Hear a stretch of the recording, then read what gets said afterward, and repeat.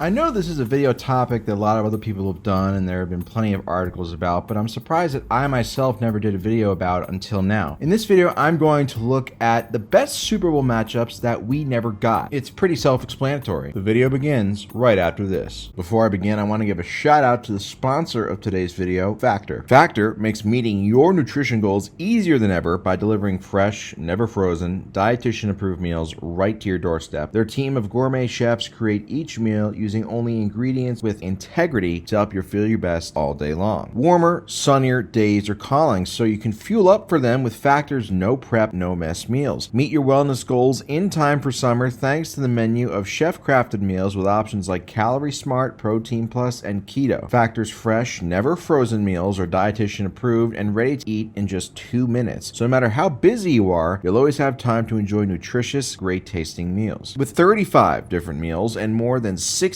add-ons to choose from every week, you'll always have new flavors to explore and it never gets boring. This isn't just lip service. I have been using Factor for a while now. They have plenty of options to make it easy to stick to my goals. They're a go-to lunch and dinner solution if I'm on the run or I'm busy. I've said it in all the other ads that I've done for Factor, and it's 1000% true. They are the real deal. They have my complete and total endorsement, so if you're on the fence about it, you shouldn't be. They are legit. So head to factor75.com or click the link below and use code BARRY50 to get 50% off your first Factor box and 20% off your next month of orders. That's code BARRY50 at factor75.com to get 50% off your first box plus 20% off your next month of order. The first Super Bowl I'm going to look at is Super Bowl 12. Actual Super Bowl 12 was won by the Dallas Cowboys in a 27-10 victory over the Denver Broncos. It was a pretty sloppy, nondescript game and not very competitive. Instead, we could have gotten the Cowboys versus the Raiders, which somehow we never got in a Super Bowl, despite the two organizations having massive amounts of success from both the mid-60s to the mid-80s. In fact, from 1965 to 1985, the Raiders had just one losing season, and starting in 1966, Dallas had 20 straight years without a losing season, back when they were still a respectable franchise. In all honesty, I could have used this possible matchup for a lot of early Super Bowls because 6 different times the Cowboys and the Raiders played in the championship games of their conferences in the same year. I went with this year though because at the time the Raiders were the defending Super Bowl champions and the Cowboys would be the eventual Super Bowl champions. Unfortunately, the matchup was not to be because the Raiders lost to the Denver Broncos in Mile High 20-17 in the AFC Championship game and their bid as repeat champions. Fast forward to 1985 and Super Bowl 20, you probably already know what I'm going to say. We were robbed of a Dan Marino versus the 85 Bears rematch in the Super Bowl. And as you probably know, the 85 Bears went 18-1 and their one loss was to Marino's Dolphins on Monday Night Football earlier in the season. And although I still think Chicago would have won in a rematch, I absolutely think it couldn't have been any worse than the absolute shit that was Super Bowl 20 when the Bears won 46-10 in a complete clobbering of the Patriots. Unfortunately, the reason we didn't get this rematch was because the Dolphins got upset and really got their asses kicked at home in an upset by the New England Patriots. 31-14, the Dolphins had so many turnovers in rainy weather, and that was as close as Dan Marino would ever get to another Super Bowl, that and the 92 AFC Championship game at home again. The more surprising part is that the Chicago Bears of the 80s never made it back to another Super Bowl, although you could say their shitty quarterback play was the reason for that, and injury luck too. Fast forward to 1990 and Super Bowl 25. The actual Super Bowl we got that year was the infamous wide right game between the Giants and the Bills, where the Giants won 20-19 in Bill Parcells' final game as Giants head coach and Bill Belichick's final game as Giants defensive coordinator before he took over the Browns. So the actual Super Bowl that year was great, but we still missed out on a potentially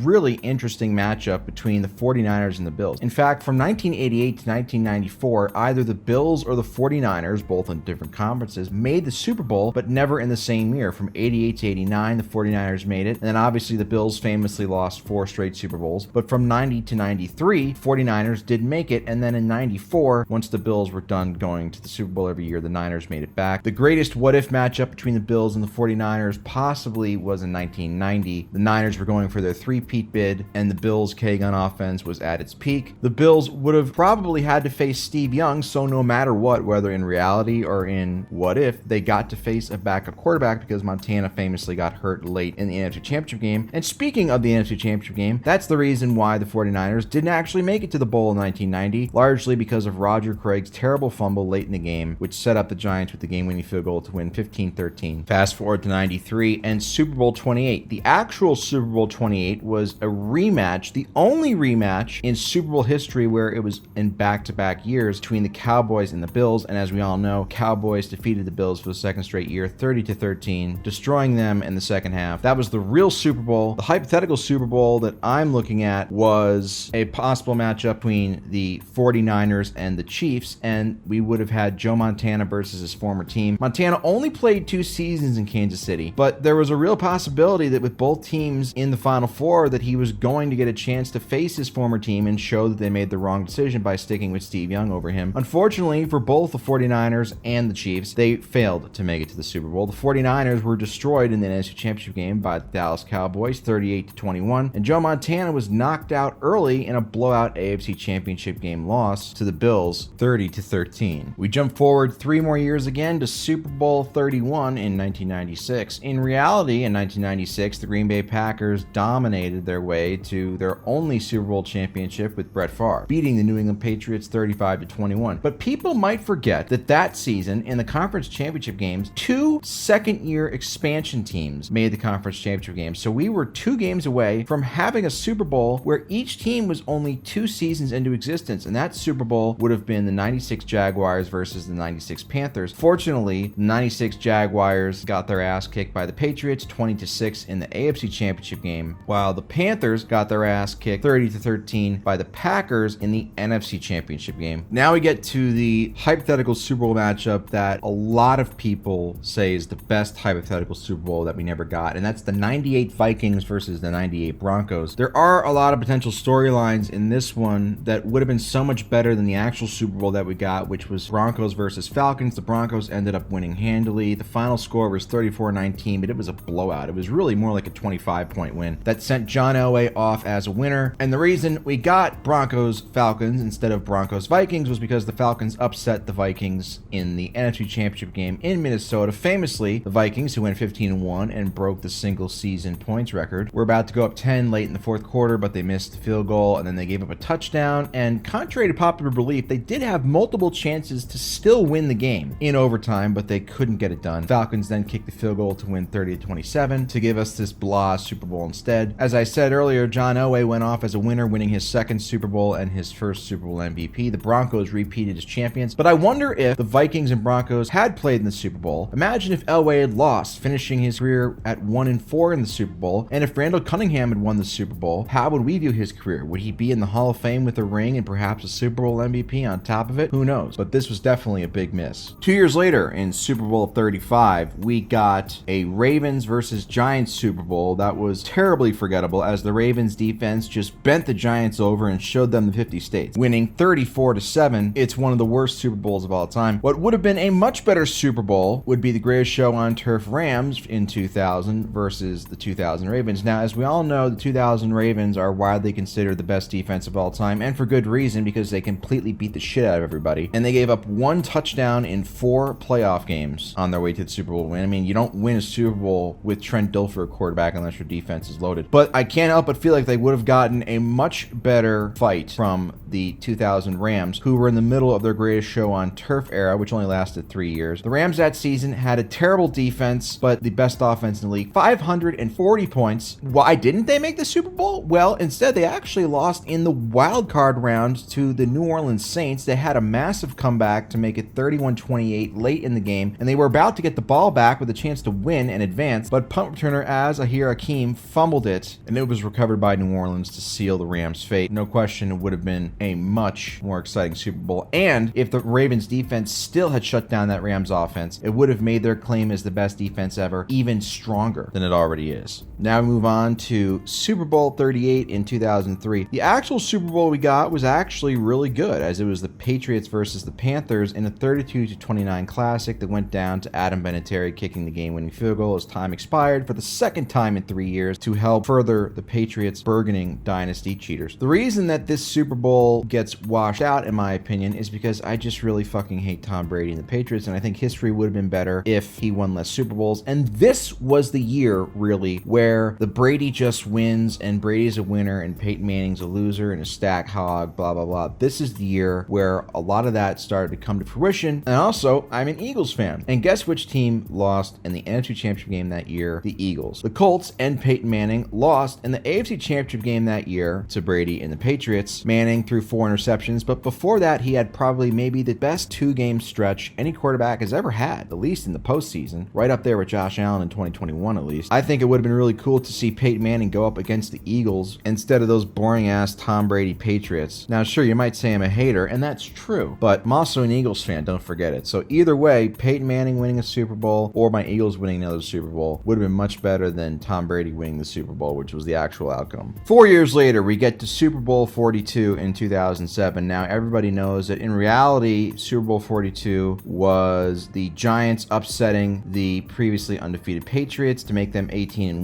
17-14 with the famous Tyree catch and Plaxico Burress' go-ahead touchdown with 30 seconds left to, most importantly, prevent Brady fans from bragging about him having a perfect season, because I can't even imagine how more obnoxious they would be had the Patriots completed that perfect season. But my hypothetical Super Bowl that we missed out on in 2007 was actually the Manning Bowl. Now, for as much attention as both Peyton and Eli Manning got, and they both played and were active in the same season, 11 different years in each conference, neither of them ever came close to meeting in the Super Bowl. Now, the closest they ever did come in reality to meeting in the Super Bowl was in 2007 when the Giants obviously won and the Colts made it to the divisional round where they were upset by the San Diego Chargers. I feel like the Manning Bowl, especially in 2007, you would have had the Colts, who at that time were still the Super Bowl champions. They would have been defending their crown. I think it would have been a really fun storyline seeing both the Mannings compete. I think, again, seeing Peyton compete for another Super Bowl win, his second to repeat. And also, it probably, either way, might have kept Eli Manning out of the Hall of Fame because he was an average-ass quarterback. I don't care what anybody says. But I still think it would have been cool to see the two brothers go at it on the biggest stage in the sport instead of having to watch Tom Brady for 3 hours, even if he lost. We move forward exactly 1 year later to 2008 and Super Bowl 43. The real Super Bowl that we got between the Steelers and Cardinals is actually one of the best Super Bowls of all time and has the famous Santonio Holmes catch in the end zone thrown by class act Ben Roethlisberger. So I'm not saying that my hypothetical Super Bowl would have been an actual better game, but as an Eagles fan, once again, I would have liked to have seen them in the Super Bowl as opposed to losing in the NFC Championship game, which is what they did in 2008 once again. Now, if the Eagles had beaten the Cardinals in the 2008 NFC Championship game, we would have gotten an all-Pennsylvania Super Bowl between them and the Steelers, and the two teams had met in the regular season with the Eagles winning, so the Eagles definitely would have had a chance against the Steelers for perhaps another Super Bowl, but it wasn't to be. This is just me being an Eagles fan here, and I'm just still pissed that they came back from down 18 versus the Cardinals in that game just to blow it in the fourth quarter. God damn it. Fast forward just 1 year later again to 2009 and Super Bowl 44. The real Super Bowl that we got was the Colts versus the Saints, in which the Saints famously won 31-17, thanks in large part Peyton Manning throwing a touchdown pass to Tracy Porter late in the game to extend the lead to 14. Now, that was a good Super Bowl, but I feel like Peyton Manning versus Brett Favre would have been an even better Super Bowl. Both quarterbacks would have been going for their second rings. Both quarterbacks had a bunch of MVPs, and it just would have been fun to watch Peyton versus Brett Favre. And Drew Brees was okay, but Drew Brees' stats were great and he won, which is really what matters. But just as a fan, Brett Favre probably would have been more fun to watch against Peyton Manning because obviously he was unpredictable, which is why the Vikings didn't make the Super Bowl in the first place, despite the fact that they were probably a better team than the Saints. They had about 20 fumbles in the NFC Championship game. Favre had a couple interceptions, but none bigger than the interception he threw to Tracy Porter late in the game with the Vikings in field goal range, and the score tied at 28. And of course, the Vikings ended up losing in overtime. Fast forward to Super Bowl 49 in 2014. We all remember the Super Bowl. It's when Tom Brady miraculously disguised himself as a black man and intercepted Russell Wilson on the 1 yard line to end the Patriots Super Bowl championship drought and defeat the Seahawks 28-24 to give him his fourth ring. For once, I'm not going to take Brady out of my hypothetical Super Bowl situation. Instead, I'm going to change the opponent, and the opponent should have been the Packers instead of the Seahawks. Now, we all know the reason. The 2014 Packers were probably the best Packers team after their 2010 Super Bowl winning team in the Aaron Rodgers era, and we famously know they had the NFC Championship game in the bag versus the Seahawks. It felt like they were going to win for about 55 minutes, and then a bunch of shit happened, and the game went into overtime, and the Packers eventually lost 28-22 on a Russell Wilson touchdown pass. So we never got to see the Aaron Rodgers Rodgers-Tom Brady Super Bowl a lot of people wanted to see. We eventually did get that matchup 6 years down the line in the NFC Championship game, which I'll talk about in a little bit. But I think to see Aaron Rodgers versus Brady, both at the height of their powers, even though Rodgers would have had a bad calf, and in a rematch of one of the best regular season games ever, earlier that year, the Packers-Patriots played in Lambeau. The Packers won 26-21. I feel like for as good, objectively, and entertaining as Super Bowl 49 actually was, I think I would have enjoyed seeing Rodgers versus Brady, or at least see Rodgers get back to another Super Bowl, which is crazy. He's only made one Super Bowl in his entire illustrious career. And my final best hypothetical Super Bowl matchup we never got was in 2020, the pandemic year, Super Bowl 55 between the Chiefs and the Packers. Instead, we got a depressing, terrible game in which the evil Tom Brady checked down his way to a blowout victory over the Chiefs that created so many horrific narratives that can never really be taken back now. It really was the worst Super Bowl I ever watched. It was fucking terrible. Instead, we could have gotten to see MVP Aaron Rodgers. Rodgers returned to his MVP form in 2020, throwing 48 touchdowns to 5 interceptions. Mahomes and the Chiefs were the defending Super Bowl champions. Mahomes also had a monster season, throwing 38 touchdowns. Getting to see both Mahomes and Rodgers, which we've never gotten to see, by the way, because either Rodgers has been out or Mahomes has been injured or blah, blah, blah, that we've never seen Mahomes versus Rodgers. This would have been an amazing time to have seen Mahomes and Rodgers face off, and it would have been a nice ending to a tough year, but instead we ended up getting terrible Buccaneers-Chiefs game that we got. But I have a feeling the Packers-Chiefs would have been a lot more competitive, would have been a lot better, and again, Rodgers would have been back in the Super Bowl and perhaps maybe gotten that elusive second ring of his and second Super Bowl MVP. Maybe his legacy would be viewed very differently. But of course, we all know that he didn't get to the Super Bowl that year because the Packers lost in the NFC Championship game 31-26, where Tom Brady heroically threw 3 interceptions in the second half, and Rodgers and the Packers offense just couldn't come through in the clutch to complete the comeback. I'm still pissed off about that game today. I'm still pissed off how that went. God, fuck Tom Brady. He just ruins everything.